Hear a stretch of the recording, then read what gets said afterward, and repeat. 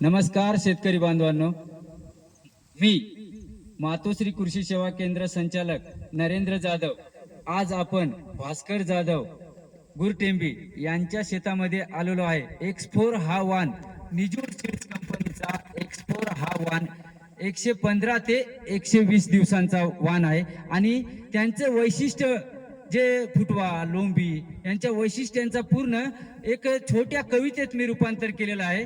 तर ते मी एक 4-5 वाक्यांमध्ये सांगणार आहे।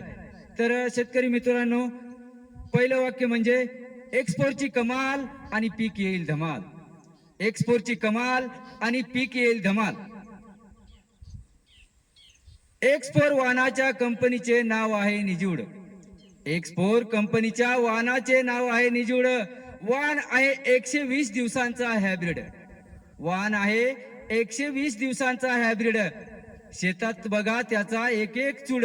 शेतकरी बंधूंनो, मी विनंती करतो, एकदा शेतात तर लावा, मग उमगेल हे गुड। एक्सपोर वाणाची उंची फुटात मोजली तर भरते 4।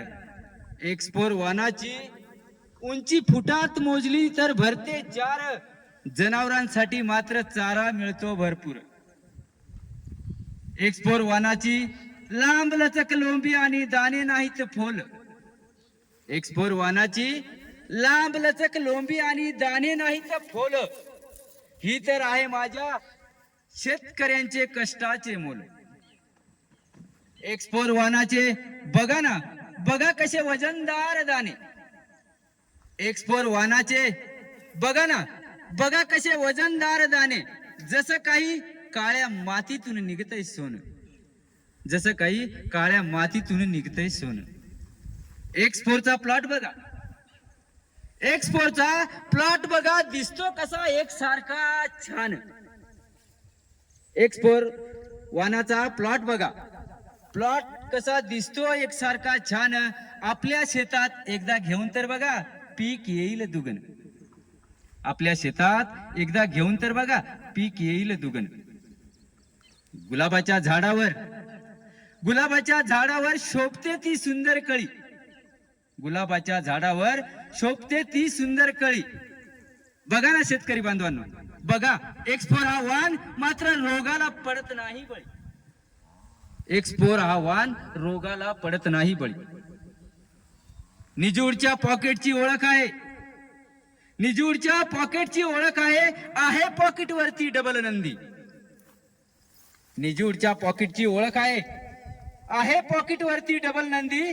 शेतकरी मित्रांनो, द्या एकदा या वाणाला संधी। शेतकरी मित्रांनो, द्या एकदा ह्या वाणाला जमिनी, तुमच्या जमिनीमध्ये संधी। बघा आपल्या उत्पन्नात होईल चांदीच चांदी।